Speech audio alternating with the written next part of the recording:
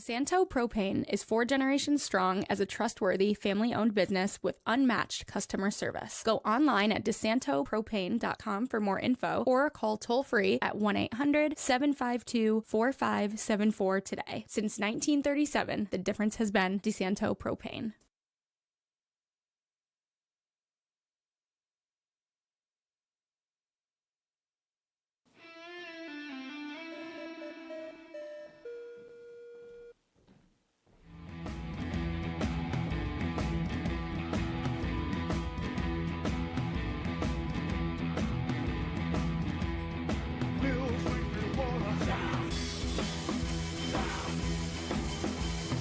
Hello, everybody. Welcome into Bills Weekly here on FingerLakes1.com. Paul Russo, Jim Centrofi, Kyle Evans here with you. Hey, it doesn't matter how we got there. Victory Monday feels pretty good, all things the same and considered. 23-20, the Bills win over the Cleveland Browns yesterday. Some stuff to get to in this game. James Cook turning back the clock to 2024. The defense stepping up again. Some questions on the offense, a couple of things across the board there, and then America's Game of the Week, Philly, Buffalo, Sunday. Preview all of that. First, I think a couple more of our sponsors, including Cicino's Pizzeria and Restaurant. Visit Cicino's Pizzeria and Restaurant, their original Waterloo location, or all-new renovated location in Geneva. Dine-in, takeout, delivery, catering, and banquets. You can order online from Cicinos.com. Live, laugh, and eat well. It's the Italian way. And Finger Lakes Partners, get the insurance you need from the people you know. Finger Lakes Partners Insurance, the insurance agency for your home, auto, or business. Get a no obligation quote today at fingerlakesinsurance.com. All right, guys. So, I want to start here because we were kind of across the board in our predictions last week a little bit. And it was interesting because, Jim, I actually kind of wanted to go to you first. Okay? You might have been the only true one on here to be correct in this sense. Now, we'll start here. When we initially gave our predictions last week, you're the only one who anticipated a true blowout. But as the week went on, you brought up a good point on Thursday in our sports podcast about how maybe this defense for Cleveland is a step up a little bit here and kind of bring the Bills back to a closer whatever here. And lo and behold, end result-wise, you were pretty spot on with that inclination on Thursday. So props to you for kind of correctly calling it out as the week went on. How hard is it to defend a team that doesn't have any wide receivers at all? Yeah. Like Khalil, they had Shakir, Davis, and Coleman healthy stretches. Kincaid, I guess. Like who's Josh Allen have to throw the ball to? Thank God for James Cook. Mm-hmm. Yeah, James Cook, as I said, kind of reversed the clock to some stats we saw last year.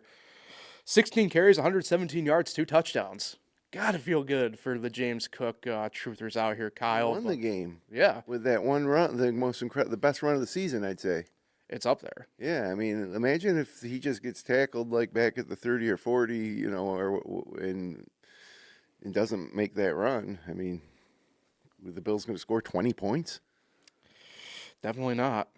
You would say so looking at the score, but Kyle, yeah, I mean, this was kind of the James Cook show on offense here this week, and I know it's one of those things we kind of wondered throughout the season a few different times how they were kind of working the load with him and everything, but for the most part, it was the James Cook show obviously yesterday, and bell cowed it all the way to being, in terms of probably solo player-wise, the MVP for the Bills yesterday. Well, what was different about yesterday was the Bills' offense showed up big in the first half, and in the second half, they disappeared. In fact, you can't really say James Cook carried him the whole way. In the second half, James Cook had 7 carries for 17 yards. So, yeah, I mean, the Browns did a really good job at, making the second half adjustments and stopping the run. And then, like you mentioned, the Bills' wide receivers were nowhere to be found. And when they were, Brandon Cooks, another big drop. James Cook had a drop with a lot of space to run. Dawson Knox dropped a touchdown in the end zone on a 4th and 1 that would have sealed the game.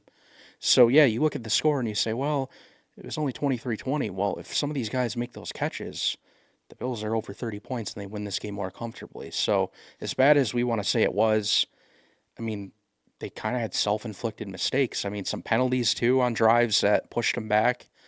So, I mean, all things considered, you take the win. It's a road win. You've won 4 straight. You've won 3 straight on the road. Yeah. you take it. Yep. It's a good any win in the NFL, especially on the road, is a good win, and they won 4 in a row, like Kyle said, and pretty much entrenched as a wild card. We'll see what happens with the Patriots at the Jets next week. Maybe the Jets will play spoiler. Probably not. Yeah. And the Bills can officially clinch their playoff spot tonight, Monday night, if the Colts were to lose to the 49ers. Yep. So, Yeah, it's kind of crazy. The some of the changes in the playoffs. I mean, I guess we can talk about that later. Some other teams around the league that really had their playoff spots, changed dramatically after yesterday, or after this week, I should say, with the Seahawks being the biggest beneficiary of a win. Yeah, we can table that but save it because I do have a couple thoughts involving that, especially on the AFC side of things. But either way, let's stay with the offense before we flip to the defense here. I guess we can kind of get into this now, obviously. But Keon Coleman, healthy scratch. Gabe Davis, healthy scratch. We mentioned obviously throughout the year the receiver issues, and yesterday no exception to that. I know especially on the Keon Coleman side, they made it very well known that it was not a discipline issue and everything like that. But I'm sorry. Look, I'm not doubting maybe that instance is not a discipline issue, right? Well, why then? But Why would he be a healthy scratch? But that's what I'm getting at, right? Is the fact that like we know what has been going on around him. How is it not a discipline issue? well, I'll tell you why. He's had 3 catches or fewer in 7 straight games when he has played. Mm-hmm. He hasn't gone over the 40-yard mark, or just once in his last 8 games he's gone over the 40-yard mark. So he's on the field, he's given them nothing. So I think at this point they're willing to throw out anyone like Brandon Cooks, who, has now played 4 games and probably could be that scratch next week because he's not doing anything. I think they're kind of just rotating, trying to figure out who is the better option, even though they don't have great options.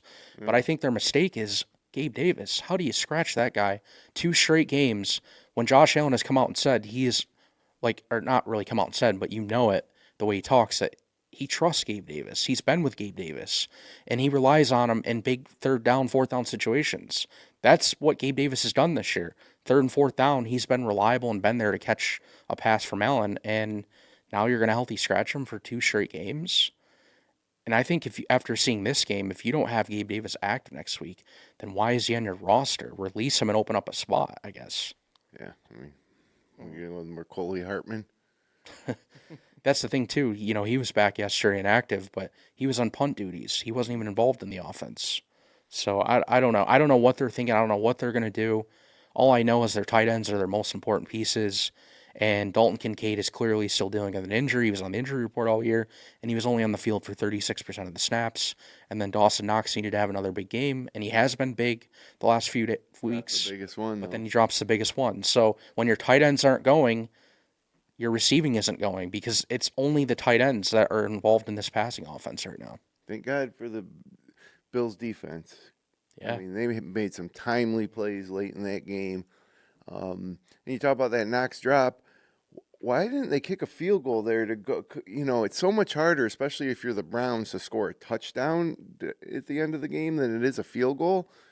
I liked it because it was 4th and 1. If it had been a little deeper, I would have kicked the field goal. Yeah, but you threw it. It might as well have been 4th and 5. Yeah, but I don't know. I like the look. I like the aggressiveness. Sean McDermott has been aggressive, and it's won them games. I didn't like the play earlier in the game when it was 4th and 4, I think. I forgot. I think it was like 39-yard line, and they couldn't connect there, and it was a turnover on downs. Well, I agree with you that I generally do like aggressiveness in play calling. But in that situation, you just got to get out of there with a win. And they could have gone up 6 points instead of 3. And when they didn't, how much easier is it to get a field goal in the NFL than a touchdown? Well, you really are like, you could say, well, he did it because he had faith in his defense. Well, if you really had faith in your defense, you'd kick the field goal and knowing your defense is definitely going to keep him out of the end zone. But, Rousseau had a huge sack, on that next possession for the Browns, and it worked out. But and the other thing is, the play worked. He dropped the ball. But things happen. Take the 3 points, get up 6, get out of there with a win. I mean, could have seen a scenario where, Schmidt for the Browns, Syracuse grad, kicks a field goal to tie it. Now you're in overtime, and all of a sudden you could lose the game, and that would have been devastating. Yeah, to me, one of the main themes of the weekend, in my mind, throughout the NFL as a whole, was I think a lot of coaches kind of forgot that, or have been forgetting that 3 is easier to overcome than 7, as I call it. I just thought I'm with you, Jim. I think I don't have a problem with the aggressiveness. I just think in that spot, the Bills were really getting to Shador at that point. Obviously, Judkins had been more than out at that point for the Browns. I just think I don't know if it's necessarily like you put the nail in the coffin, right? But like you force a tougher situation for that offense than they had been. I could see a situation where they get a lucky play here and they get, down into field goal range, get the ball down to the 35, 40-yard line. But there was no way that Browns offense was going to score a touchdown in that situation. Yeah. So I don't know. I thought it was too aggressive. The field goal would have done the job. I also think the kicker, though, is a problem, too. I don't think they trust Michael Badgley. The extra point really bothered them, and if you look at earlier this year, he was cut for a reason. Yeah. I mean, the guy hasn't been reliable. There's a reason he's bounced around. True, but, I mean, it was kind of a chip shot. I don't know. I just would have liked to see him kick the field goal, but, yeah, it's they won. Who cares? Greg Rousseau kind of had that big sack chasing down Sanders from behind. He finally showed up. Sweet. Yeah, Kyle, I saw you reposted it, actually, retweeted it. Was he league high in terms of, was it pressures yesterday or something? Or yeah, he had 32% pressure rate. It was the highest for him all year, not for the league. But yeah, he had 7 quarterback hits, 2.5 sacks, 2 tackles for loss. And remember, this all came after, if you watch the game in the first half, Greg Rousseau actually had Sanders for a sack and missed the tackle.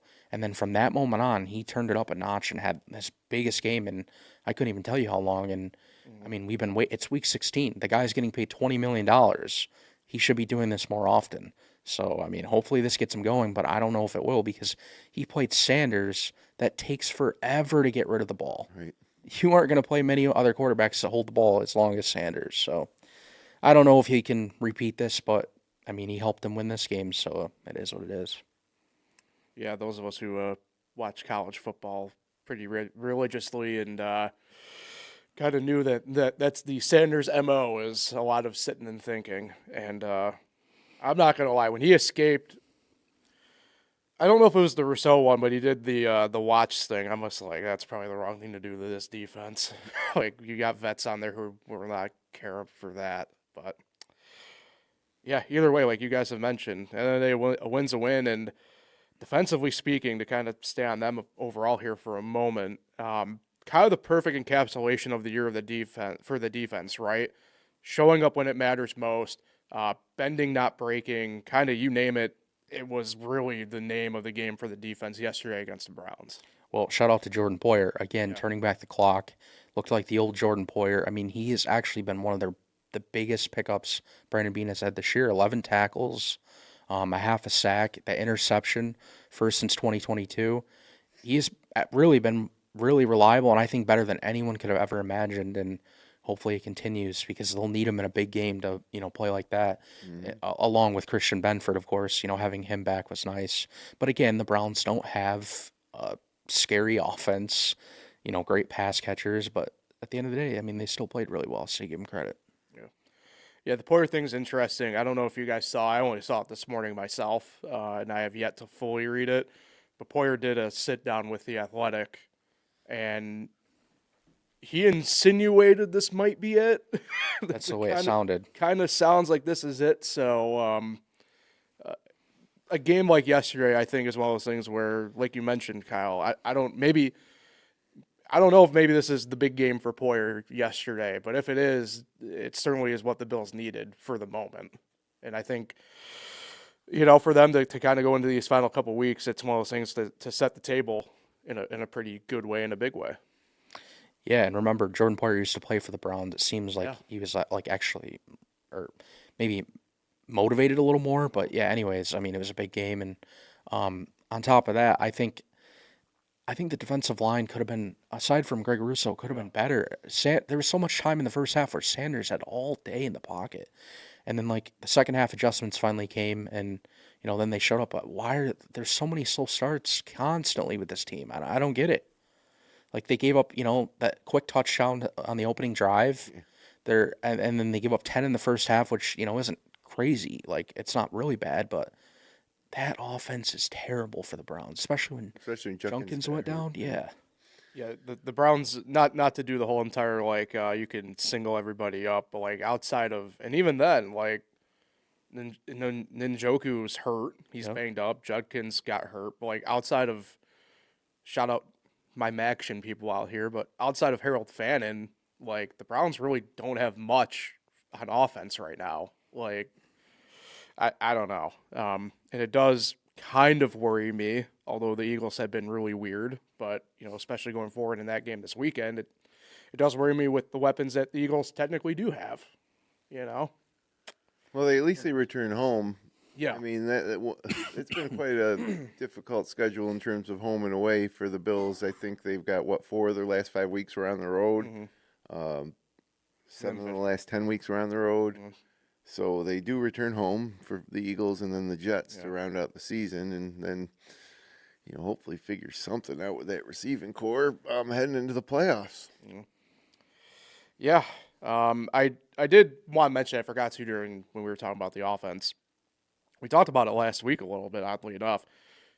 Now, maybe it's because I was deliberately, like, looking. I don't know, but it felt like they were doing a lot more deliberate 2 tight end sets yesterday. Because they don't have any wide receivers. I mean, their leading receiver was Shakir with 34 yards. Right. Is there another game in the NFL, any team, Saints, Titans, Browns, you name it, where their leading receiver had 34 yards or less? Or was this like the record for the season in the NFL? The Chiefs yesterday might have been in similar company, admittedly. Yeah, I don't know fully, but but no, excuse me, but, like, what I mean though, like, and you're right, but like it just felt like Jackson Hawes, who we talk about, like, a lot on here, but, like, he's more of a blocking tight end, right? Yeah. But, like, he had way more usage in a passing game yesterday. I just, like I said, maybe it's just more I was really fully paying attention to it, more deliberate yesterday. It just felt like there was way more, at minimum, 2 tight end sets. Well, it also came down to the game script, though. If you look, Josh Allen only had 19 pass attempts, and if you look at the second half, they didn't have long drives. It was constantly 3 and out. They didn't have, they had 41 total yards over their final 6 drives. I mean, that's almost, like, hard to believe. Like that, you would think the Browns would do that. Yeah. And that's after scoring on their first 3 drives of the game. So it was completely opposite of what they normally do from the first half to the second half. So I don't know. It was really bad. How can this team win playoff games with that type of unexplosive offense? Well, I just think, like we always say, it's stupid to keep saying, but it's week to week. Like next week, it's going to be totally different. Yeah. That's what Allen will throw for 350. So that's what you're hoping in the playoffs. You're hoping you get that explosive Josh Allen for 4 games in the playoffs and not have a game like this, or at least if you have a game like this, hopefully Cook doesn't get shut down in the second half like he did in here. 7 carries for 7 every yards. game has been different. Especially for this Bills team, it seems like every week is different. Except for the fact that the receivers have sucked every week. Yeah. Except for week 1 when Coleman went for 112 yards. Because that's when they're at their best, playing from behind, playing, quick, no huddle offense. And yeah, when they're not playing that way in the passing game, they're not good. I don't know. Like, it's 16 weeks in. I don't think anything's changing at this point. 4 receivers have gone over 100 yards for the Bills this year. And they aren't even receivers. Coleman did it in week 1. Kincaid against New England the first time had 108. Kincaid against Kansas City had 101.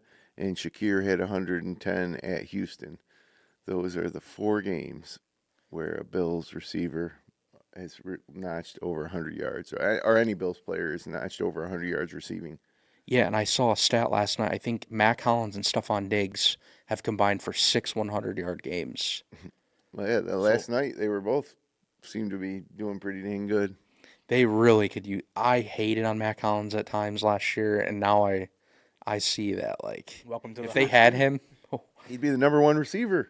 he's really good. Welcome to the Hollins Hive. I was here before both of you.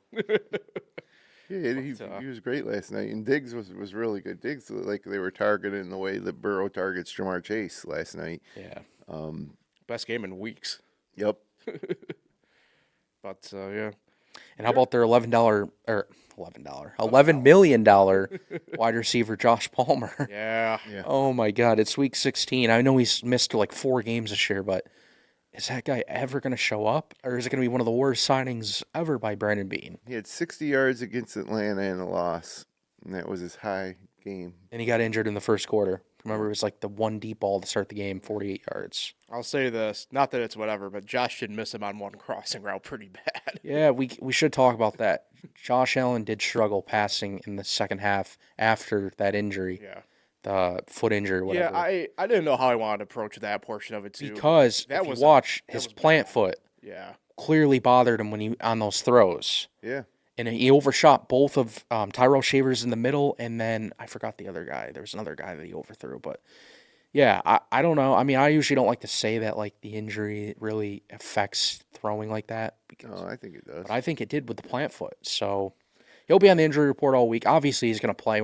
That's not even debatable. But Scary though, man. That's always scary. Yeah. Because if you want to end this season quickly, you'll lose Josh Allen. Yeah. Yeah. I don't know. I'm not watching yesterday. My friends, the friends I was watching with, like, who coached him? Like, Big Mitch. Like, it's Mitch Trubisky. Like, I wasn't really even that nervous because it's Josh Allen. He's going to play with anything. And, I mean, they still could have a scenario where week 18 doesn't matter and he can sit. So he could have all that rest. So, I don't know. I knew they'd probably wrap it up and he'd be, like, I didn't get worried about it at all. I give him credit on the play where it happened. Yeah, I love that. Recognize getting the ball out of the end zone. However, this isn't Madden. You can't be taking 20-yard, or it wasn't a 20-yard sack, but you can't.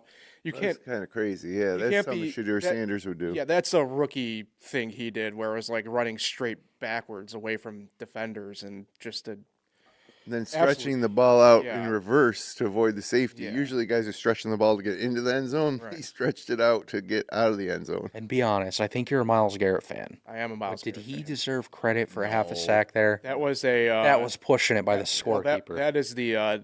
Jim will appreciate this. That was the Michael Strahan getting a sack on Brett Favre. Well, that's true if you look at it that way. What's good for the goose is good for the gander. Yeah, that was. I don't agree with either, but I'm not the official stat keeper, so We do got to give the O-line credit, though. Yeah, no, After 100%. seeing what Miles Garrett does every week against every other team. And Deion Dawkins was lined up with him Yeah. for 48 of the 49 snaps. And I don't know if you saw the story after the game, but Deion Dawkins had been sick all week. Yeah. He lost 14 pounds in the last 5 days Yeah. and had to go against Miles Garrett. And again, he Held got his own. credited with a half a sack. But aside from that, no history for Miles Garrett. Yeah, But I he'll mean- get it next week against Aaron Rodgers. I can only hope. Yeah, I mean, they stifled what is a pretty good front, more or less 7 against Cleveland. Cleveland's only whole sack guy was Carson Schweizinger, who's, by the way, a really good rookie. If you want to look at the whole NFL, like, that dude's going to be good. But yeah, I mean, they did a really good job against a pretty tough front 7 for Cleveland. So, Greg Rousseau had more sacks than the entire Browns defensive line. yeah, crazy.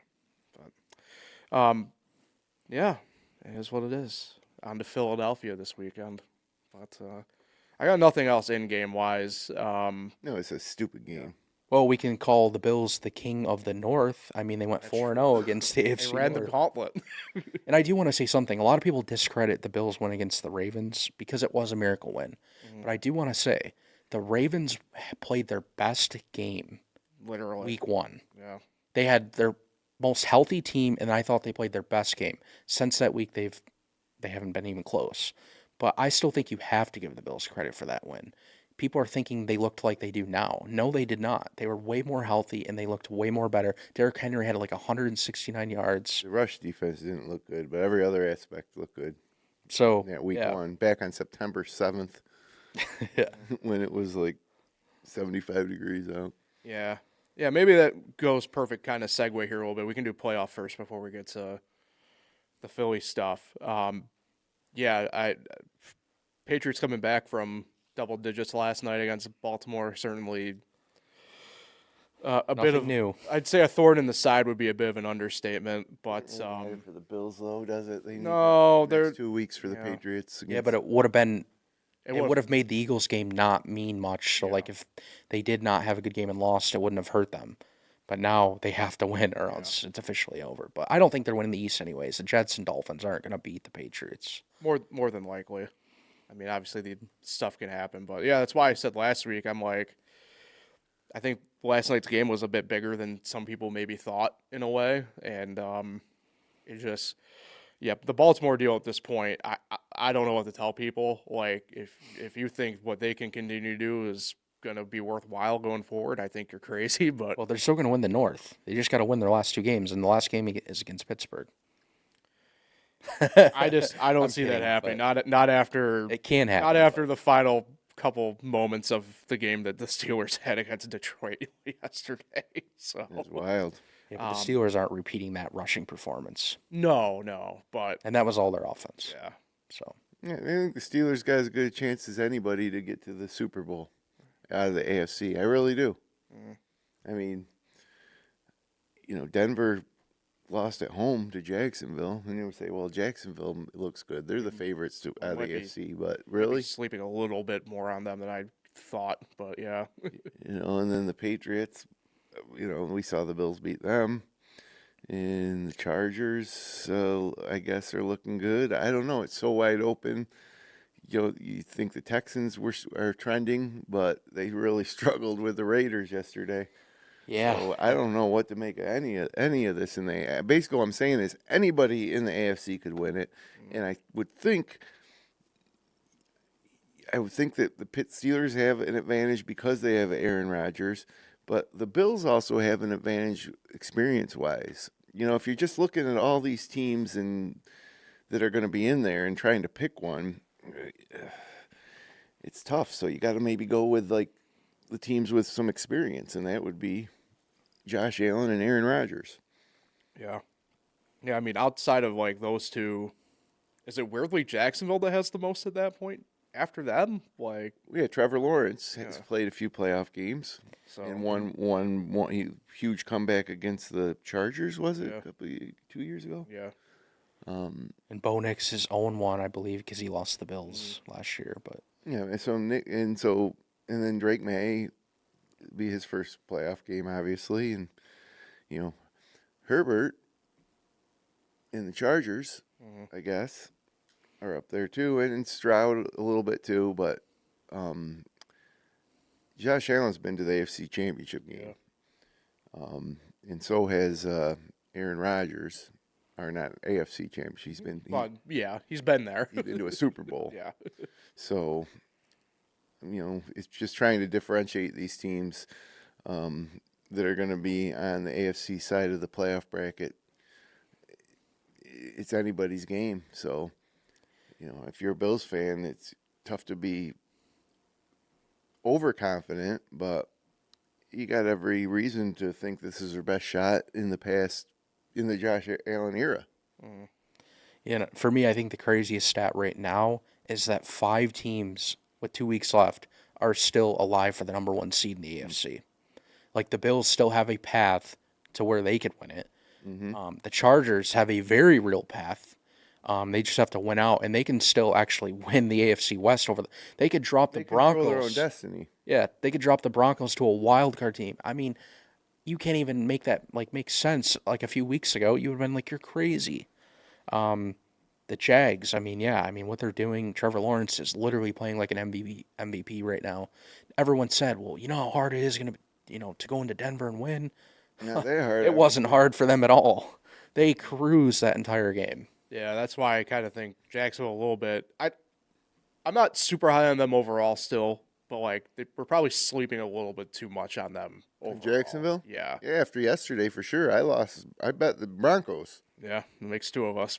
And here's the wild one. If the Patriots don't, get the number 1 seed, even though they still very well could, They won their 7th road game last night Yeah. in Baltimore. They're 7-0 on the road. You can't find another team with a record like that on the road in the NFL. Yeah. So they'd be perfectly okay. I mean, I know playoffs are a little different, but if they had to go on the road, and they might have to. But you can make a legitimate case for any Yeah. team that makes the playoffs in the AFC that they could get to the Super Bowl. Like, there's no team that's ultra dominant, and every team has potential, and they've shown it too. Like, you went back to last week, we said, well, the Texans are one of the best teams in the AFC, and then this week we feel different. The Chargers, and went to a lot of people were picking Dallas, but Chargers win.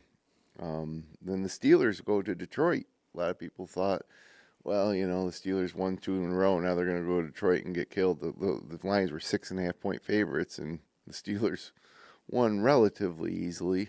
I mean, it did come down to the end there, but they were in control most of the game. Yeah. And then we talked about Jacksonville and New England, and then Denver, the team that was the number 1 seed, they lost. So it's crazy. I mean, the NFL has to love it. Any league loves parity, right? Yeah.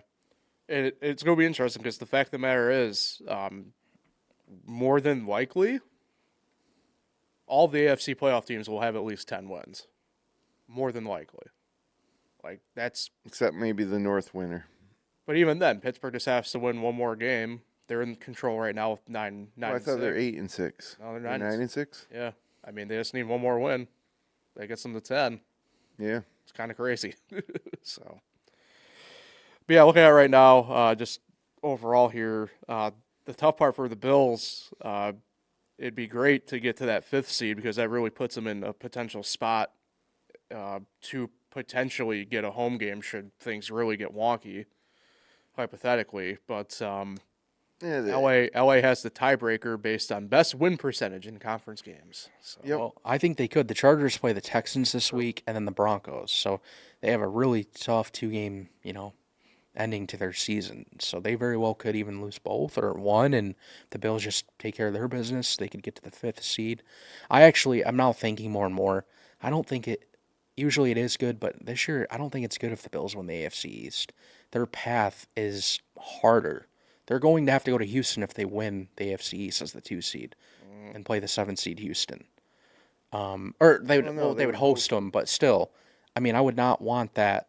Have the Texans come and play them. Like, that's scary to me. That's a first-round matchup. I wouldn't want to see them till later. Obviously, you're going to have to play, eventually, the best team. But you don't want them that early. So I wouldn't like that. I like if they're the 5th seed and they're going to Pittsburgh. Mm-hmm.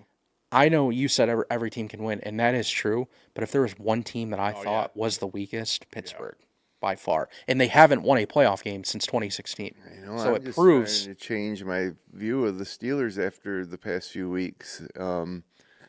Everything they put together is coming together. I mean, like, look at what Kenneth Gainwell's doing. Yeah, look. Jalen Warren had some. DK Metcalf is going to get a 1-game suspension. Right. So that's at true. least one.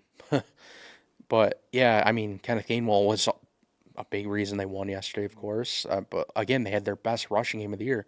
They aren't probably going to repeat that for, Aaron Rodgers is going to have to perform better for them to make a run in the playoffs. I mean, it wasn't all Rodgers yesterday. It was, Jalen Warren, big rushing touchdowns, big runs. We haven't seen that all year. Yeah. So they're winning in ways we haven't seen. So I don't think they can repeat that.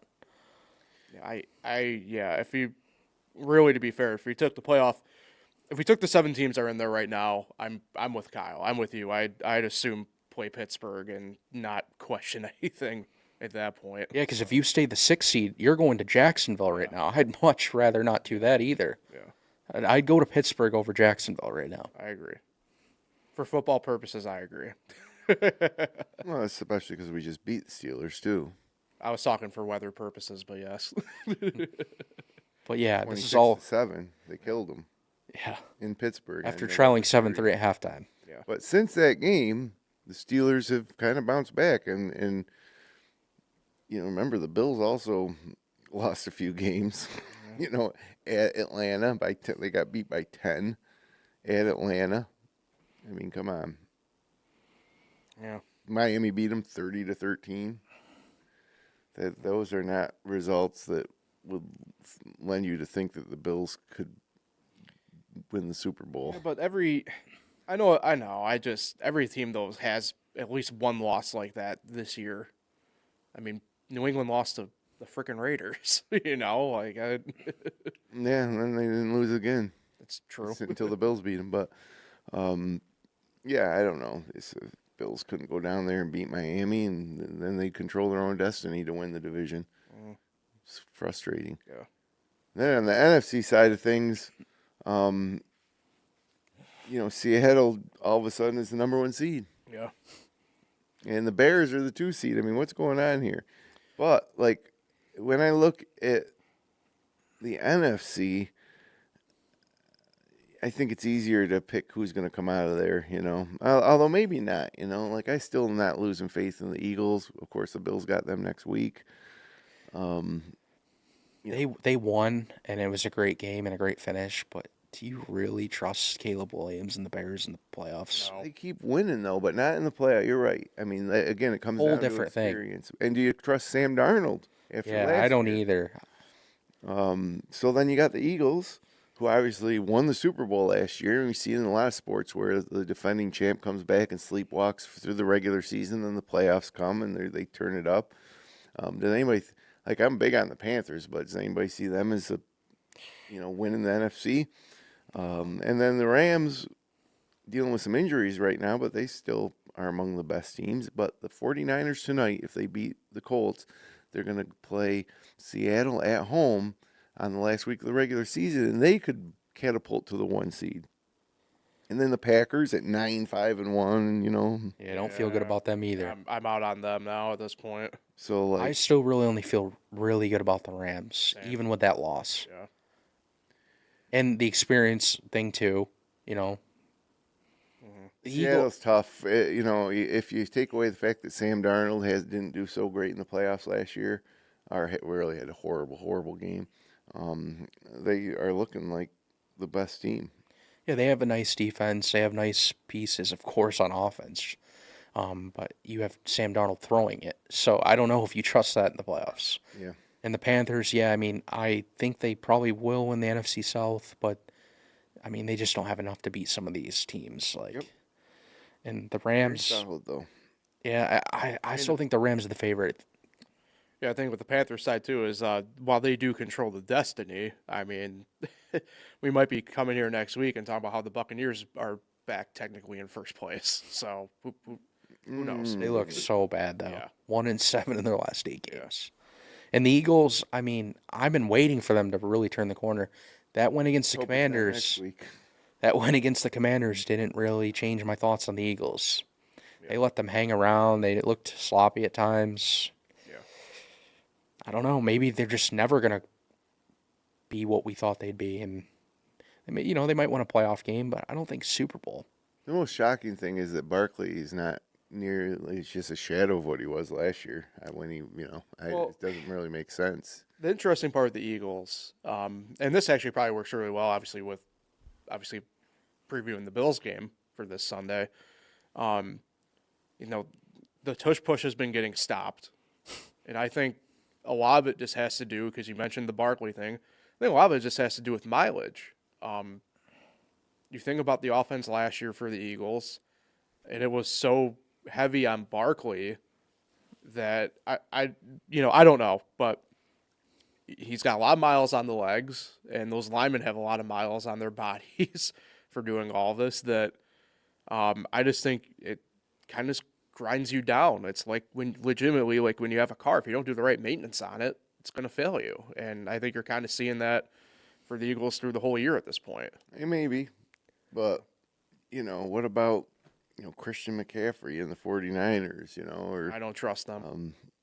or DeAndre Swift for the Bears. Like, those guys got mileage too. It's just. But it's the way they play. It's like that style, right? Where it's like.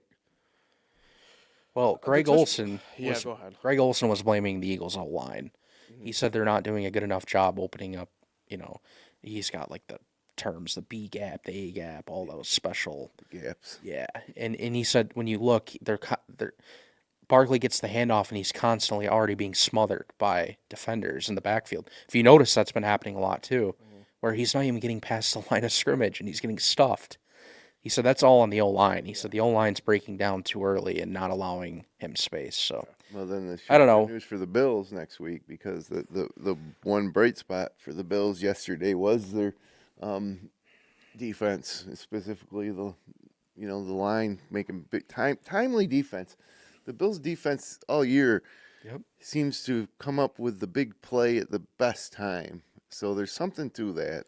And even early in the game, I mean, it wasn't the biggest of moments, but how about the fact that Joey Bosa keeps getting his hands up and tipping balls, and he has 5 forced fumbles this year, Joey Bosa, which leads the league. I think it's the best season of his career, and I was really not too excited when he was coming to the Bills, because I figured he was going to spend the whole season on injured reserve. But yeah, the sack production is not where, I mean, it could be up a little more, but overall, as you know, getting your hands up, blocking, tipping balls, forcing fumbles. I mean, he turned the momentum around in that game in Pittsburgh with, remember coming out of halftime when he went and leveled Rodgers. Benford picked it up. So, yeah, and then the health reason, too. I can't believe he's still healthy. Yeah. Hopefully that continues. Yeah. So, big game next week for both teams. Yep. Bills and Eagles. Yep, 4:25 on Fox, America's Game of the Week. Buffalo opened as a 3-point favorite, down to 2.5 right now on the Vegas line for those who are inclined.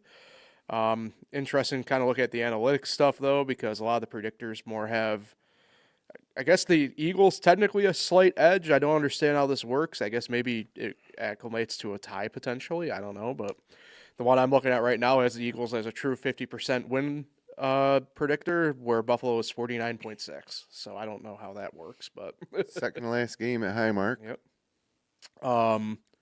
Let's take a look here. Weather-wise, I think It's going to be mild. I got 32 and raining, which would probably be snow technically at that point, but Yeah, the 4:25 start. It's be cooling down. That's fine. Josh Allen plays his best in the snow. Yeah. But yeah, it kind of sounds like some late Christmas vibes maybe in Orchard Park on Sunday with the weather and then the matchup. I don't know. Yeah, and I mean the Eagles haven't been to Buffalo since 2019 when Carson Wentz was the quarterback, and they got blown out in that game by Miles Sanders. It's true. So, yeah, it's always fun when the Bills play teams that or welcome teams into Buffalo that they haven't played in years, and we're getting one of those. Yeah. It's interesting because I feel like a lot of this game has more to do with, like, I don't know what to expect from the Eagles, where, at this point we just know what to expect with Buffalo in terms of, like, more than likely they're going to have one of these tight ends lead the way receiving wise. Yeah, Kincaid will have a big game. Yeah, I don't know. It's kind of the vibe I'm getting from this game at the moment anyway. I don't know.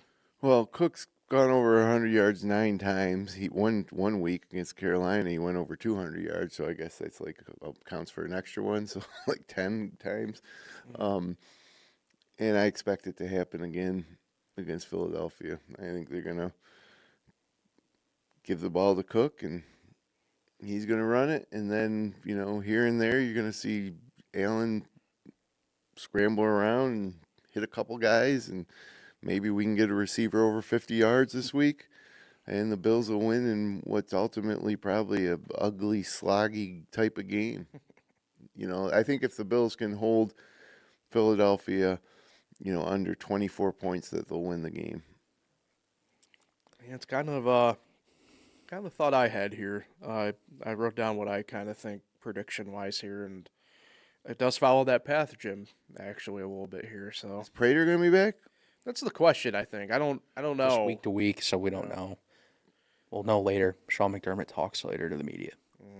27-24 Bills. Ooh. I'll get it out there first with my prediction. I'm maybe not as similar then, I guess. I don't know. I went 28-20 Bills won. I just, like I said, the Eagle thing I don't know as much as I do about Buffalo in that sense. So I'm going 30-26 Bills win. ooh. Man, we all Back to the 30-point mark. Yeah. The defending Super Bowl champs, roster mostly intact. Yeah. And Josh Allen, how about this, is 0-2 in his career against the Eagles. But the last game in 23, they lost in overtime. And that was before the overtime rules were switched. Josh Allen didn't even get a Got the ball. chance. Yep. And Josh Allen also has never won an overtime game in his career still. And of course, they really? haven't played an overtime game this year, so he hasn't had the chance to change that. But he's 0-5 all time in overtime. And again, the rules were different too. Like the game against Kansas City a few years ago, he didn't get a chance to possess the ball. So, Well, this year, nobody from Kansas City is going to get to possess the ball in the playoffs, which is like crazy, right? Yeah. I'm with it. Yeah, no, I am too. It's just like it's it doesn't even feel real. Like yesterday, watching them against Tennessee, like with like a lot of players out with injury, their third string coming, it didn't even feel real. Seeing Andy Reid with his arms crossed, all mad. Yeah, I bet the Titans. Attaboy. Titans. Wait, was it at Tennessee? Yeah. Yep. Yeah. Yeah. Well, like you say, we don't got to worry about them. You don't got to worry about Joe Burrow. What the heck? Yeah. Why not this year? And hopefully not Lamar. Yeah. Yeah, and Well, might not be him anyway. Lamar. Well, actually, yeah, like that. We didn't talk about that. Sure, New England beat Baltimore but in a fairly close game. But Jackson was out for most of the game. Yeah. Well, Finally. the thing is, why didn't Derrick Henry touch the ball in the last 12 minutes Yeah. after putting them up by It's 2? almost like I've been right about Harbaugh this whole time. Because did you hear what he said post-game about it? No. Well, I have a rotation I have to follow. I'm like, dog, you have Derrick Henry in a tight game. Yeah. Give him the ball. Could you imagine the Mitchell. Yankees not going to Mariano Rivera back in the day? Like, damn. You imagine not giving the ball to Michael Jordan? Henry's fumbled a lot this year. Yeah, they were about to Still go up though. 2 scores, and then he fumbled and changed the momentum. Still though, like Yeah, well, that would be nice for the Bills not to face Derrick Henry after what he did to him week 1. But yeah, like all the usual suspects are gone. But you know who's there? The Bills. Mm-hmm. So I think that's why too. We kind of talked a little bit about it last week. Why it just feels like even though this has not been the way this year was probably scripted out for them, like so weirdly might be their best shot they've had. yes, Like, that's what I'm saying. But it also might be their worst roster they've had. No, right. Yeah. Like, So that's the problem here. But yeah, I'm seeing this stat too. I did not realize Trevor Lawrence has 10 total touchdowns in the last 2 games. He had 5 yesterday. yeah. He is only the 4th player ever to do it. The last one to do it was Josh Allen last year. Yeah. That's crazy. I did not know he had 5 yesterday again. Dude was slinging it Against and that running it. Tough Denver defense Yeah. in Mile High. And that came after the Jacoby Myers extension. The Bills wanted no part of Jacoby Myers at the deadline. Oh, I know it.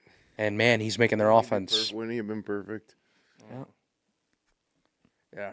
And that was a Jacksonville team too that was not at 100% on offense either yesterday. So. It is really disappointing that this year, when it seems like everybody's kind of like we talked about, the usual suspects of not being around for the playoffs here, that the Bills could have just put together a little bit better of a roster on the offensive side of the ball, especially. It's kind of mind blowing. Like they went with Keon Coleman and that was it. They were like, that's our number 1 guy is Keon Coleman, and they must have seen him. Like they do their diligence, right? Yeah. Well, you would think. And they bring in Josh Palmer. They're like, oh, at that point you had a million receivers to choose from. Not a million, but you had dozens. I go back to something I brought up in the spring about why are you not calling T. Higgins in the Bengals? Why are you not in the summer? Why are you not getting a hold of Washington with Terry McLaurin, guys who were in big contract disputes at the time? Even Pickens. George Pickens. Yeah. I mean, there's a No, I tons of understand. guys. I understand the George Pickens one. Yeah, I mean, I do too, but I'm just saying there are tons of guys right. No, that out there. Yeah, and the fact that And they got you landed and it's not a knock on him, right? But like you land on Josh Palmer, who is more hope than track record. It is a knock on him. He's done nothing this year. Right, but no, I'm going back to the element of like, this is a guy who like the front office is loved because he's like this like tool type guy and whatever, and Chargers never used him properly and blah blah blah. And Well, we'll move aside, Chargers. Let's see how the Bills use him. correct, no, but that's And like not at all. and that's the thing though, where now we stand. It's like how'd you go essentially 0 for I don't know 12, 13, 14 on. Josh Palmer probably had 3 or 4 times the receiving yards last year for the Chargers than he's had with the Bills this year. Maybe more. Yeah. Yeah. I mean, he was a regular fixture in their rotation and for the Chargers last year, and then the Bills signed him. And I mean, does he have 200 yards receiving this year? I mean, does he have 200 yards? I don't think so. I mean, come on. Yeah. And so now here the Bills are with a chance, trying to get to a Super Bowl for the first time since the 1980s and win a Super Bowl for the first time in franchise history. And the scenario across the AFC and the league would have it such that they should be like the favorite. And we got freaking Coleman and Davis healthy scratches and signing Brandon Cooks. Yeah. I mean, come on. It's ridiculous. And you got Josh Allen in his prime. Don't forget the $8 million Curtis Samuel who's on IR. Oh, don't forget about Curtis Samuel. Yeah, boy. Well, just Brandon Beane really should be embarrassed. it's starting to like wear on me. It's unacceptable, honestly. Well, And Palmer does have 290 yards, shockingly. Wow. 0 touchdowns. 190 yards. $11 million for 20 catches. James Cook had 216 yards in one game. We're talking 15 games into the season, week 16. Josh Palmer has 290 yards. Yep. well, if it's any consolation, people have been saying about how Bean should probably be on the hot seat anyway. So I think there's enough people talking at this point. Well, Terry can't fire 2 GMs in the span of a few months, so. Sabres. Well, he I also don't think they'll fire Bean in season. no, but I don't know. He also fired a football head coach this year too. So And yeah, I'm just looking. So the Rams back in March gave Davante Adams a 2-year deal worth $44 million. I guess they should have saved the $11 million from Palmer, the $8 million from Samuel, and somehow made it work and got Davante Adams. were they ever in on him? I don't Who think so. knows? Probably not. And who knows if Davante Adams would want to come? I mean, Josh Allen maybe, but would he want to come to Buffalo? I don't know. But you get the point. Like, there was options back in March, and they could have been more aggressive. And they said, no, we have Keon Coleman, and then we'll just, give this Josh Palmer guy $11 million on top of the Curtis Samuel deal. And it'll all work out. How many thousands of dollars is he paid per yard this year? If he's got 290, like, my goodness.